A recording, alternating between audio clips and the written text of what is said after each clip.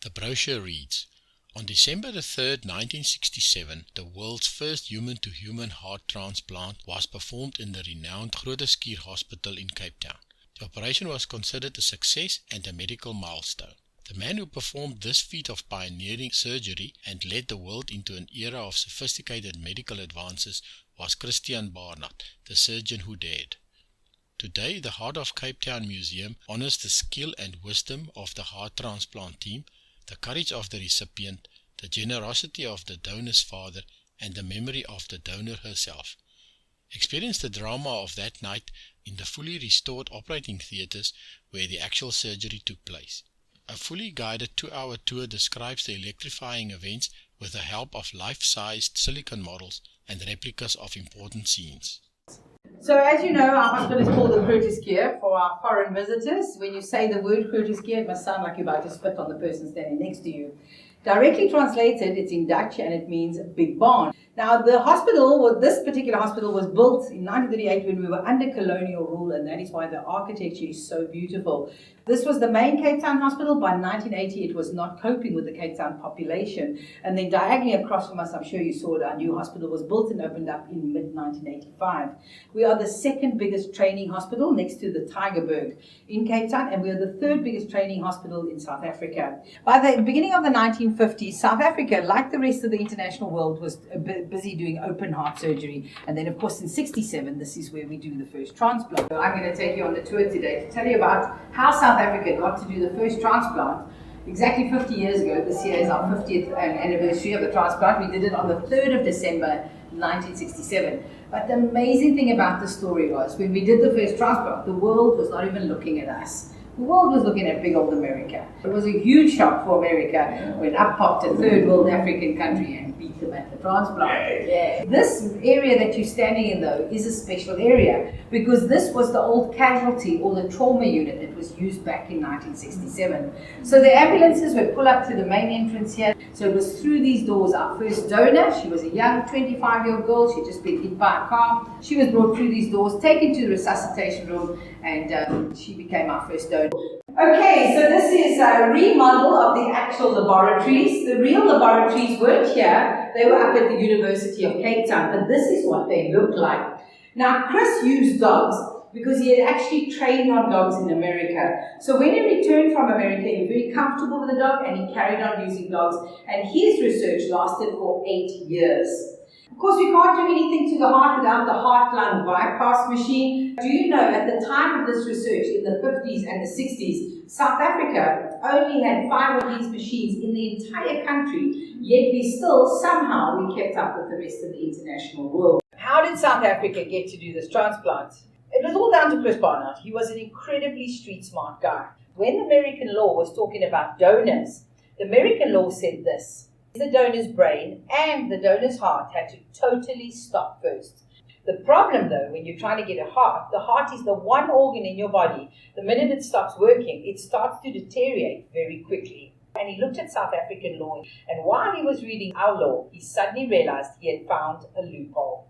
You see, when it came to donors, this is what South African law said: the donor must be pronounced dead by 2 qualified doctors. Full stop. So he was the first man in the world to use a brain-dead donor. And that's how Chris Barnard managed to get the first transplant done successfully in South Africa. The American doctors start to panic. They performed a huge amount of transplants in a very short space of time. But you also know the Americans did their transplants with almost 100% failure. Remember, the Americans still had to use their own law. So America was actually the first country in the world that started changing their laws to use brain-dead donors. And then gradually the rest of the world changed their laws as well. 50 years later, we all use brain-dead donors to get hearts for transplants. The only country in the world that has never changed their law is us. So Chris suggested they use people that were dying already, terminally ill people. And the first terminally ill guy they chose was Louis Wishkansky. He was 53 years old, and he definitely was a dying man. So he became our first recipient. The next step is to find the donor. This was the 25-year-old girl called Denise Darville. Now what happened was, her and her family were driving in her little car. They were coming from Cape Town towards us on this main road that runs in front of the hospital. They decided to stop at a bakery to get a cake for tea time. Only the mom and daughter jumped out the car. They left the dad and the brother behind, and as they were coming back, trying to cross the road to get back to the car. A car came flying down from the other side. The man was driving too fast. He didn't see the woman step off the pavement, and he hit these two women at a high speed. So she sustained massive head injuries. So 2 independent neurosurgeons were brought in. They performed whatever test they did back in those days, and after the test, declared her brain dead. Now, once they decided to use the heart, the final thing was to get permission to use the heart, and that they would get from this young girl's father. His name was Edward Darwell. He started thinking about what Chris had asked, and eventually on the evening of the 2nd of December, he gave Chris Barnard the go-ahead by saying to Chris Barnard, "If you cannot save my daughter, then you may take her heart and save somebody else." This father had just taken a huge leap of faith. And this was really the moment of truth. Is when I looked down into the chest of that patient and there was no heart. I'd seen many open chests, but I've always seen a heart there. And this is the first time that I saw a living human being without a heart. And you cannot imagine the moment how lonely I was at that moment. Because there was nobody I could turn to and say, "Listen, am I doing the right thing? What must I do next?" And when the blood came back into that transplant heart, immediately it showed life. And eventually when I shocked it, it started beating. And it was like, as if there was a darkness in that operating room. And when the heart started beating, light came on again. And everybody started talking, and everybody was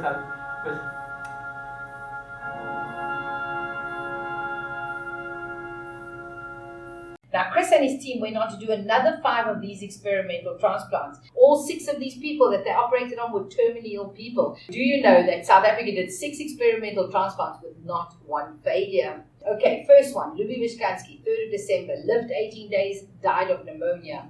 1 month later, 2nd of January, 1968, second transplant done on Philip Blauberg. Philip Blauberg became the first man in the world to walk out of a hospital with somebody else's heart beating in his chest. He went on to survive for 18 months, and then he died of rejection. Towards the end of 1968, we did our 3rd experimental transplant on Petrus Smith. He survived even longer, 24 months, and then he died of cancer. How's that for Bella? At the beginning of 69, we did our 4th experimental transplant on William Kellogg's. Now, Chris Barnard considered this transplant one of his failures because William Kellogg's was not strong enough. He only survived for 65 days before he died of rejection. 65 days was still more than what anybody in the world was achieving. And then a few months later, in April of 1969, Chris and his team decided to do the 5th experimental transplant. This time they chose to do it on the first woman in the world, and they chose an incredibly sick lady called Dorothy Fisher. Believe it or not, she went on to live for an incredible 13 years before she died of rejection. He then told his team that this 6th transplant would be the final of the experimental transplants, and this turned out to be his absolute best. They operated on a guy called Dirk van Zyl, and Dirk van Zyl went on to set a world record by surviving for 23 years. The man today that holds the longest survived recipient with a donor heart is a South African. His name is Paul Thiessen. Unfortunately, he died about 22 months ago. He had his donor heart for a record-breaking 34 years. This is a special room for us because in this room we get to honor the donor and the donor family. As you look around this room, everything you see belonged to her, given to us by the brothers, and we get to see a little peek into the donor's personality. This is the layout of her bedroom, and everything you see in here belonged to her. This is what her bedroom actually looked like. We see her music that she liked, the books she liked to read, and obviously all her little things that were special to her.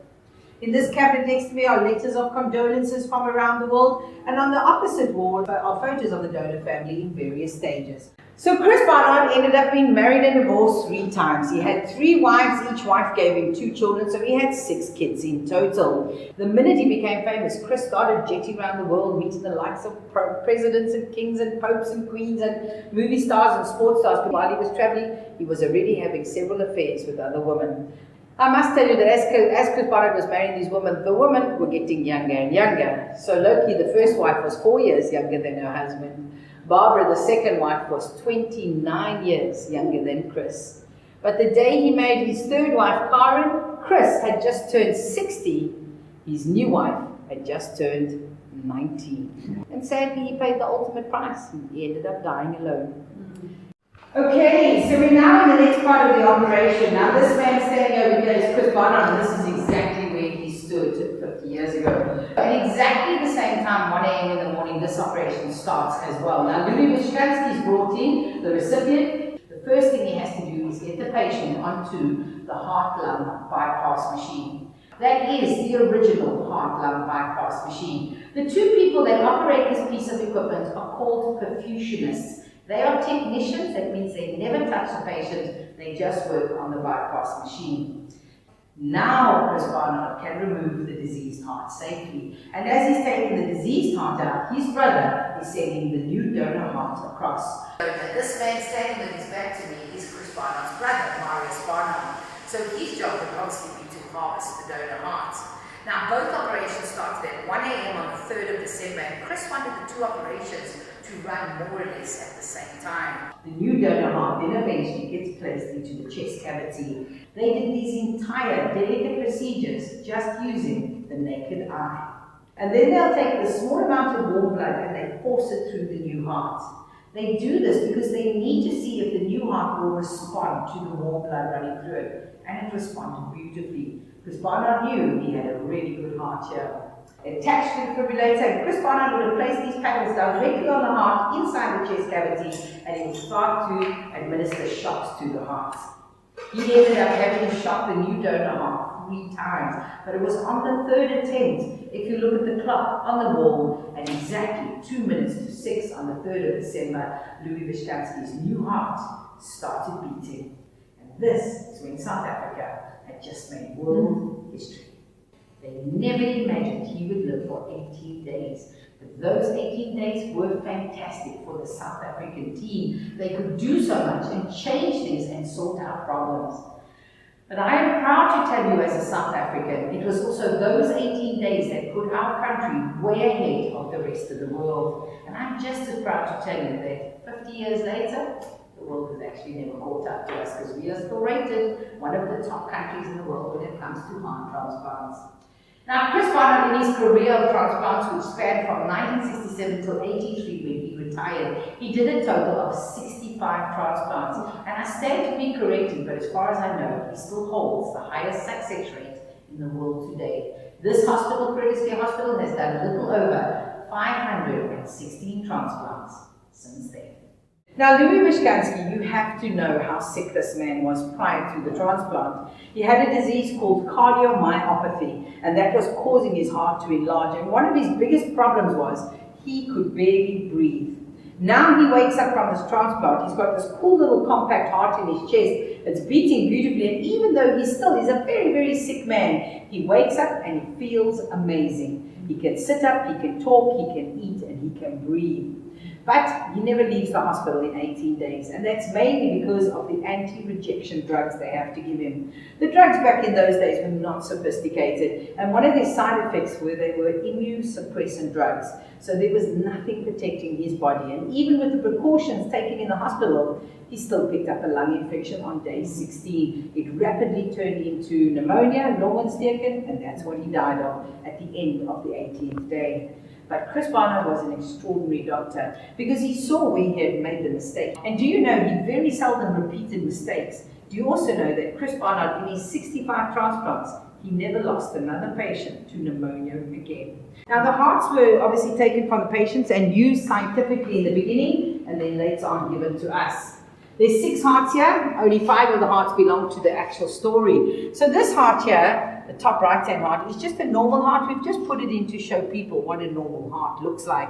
The others come from the story, and we have sectioned them in half. So these are the first 2 diseased hearts we took out of Louis Wishkansky, first guy, second guy, Philip Lauberg. These are the 2 donor hearts that we used. First one went into Wishkansky for 18 days. Obviously, when he died, it was removed for scientific reasons. The second donor went into Philip Lauberg. So after this new heart had been in his body for 16 months, it too started to enlarge, and that's what caused the rejection at 18 months. So this is a very enlarged heart as well. This little heart over here that looks like the dog ate it first, that was Dorothy Fisher's heart. She was number 5 experimental transplant. But unlike these 2 hearts, which was a lot of lifestyle damage, hers was a diseased heart. 2 years before Chris Barnard did the actual transplant on her, he'd actually done a mitral valve replacement on her, and the mitral valve is still evident there. Chris Barnard then took out this really bad heart. He gave her a new one, and she had a new heart for 13 years before she died. Yeah.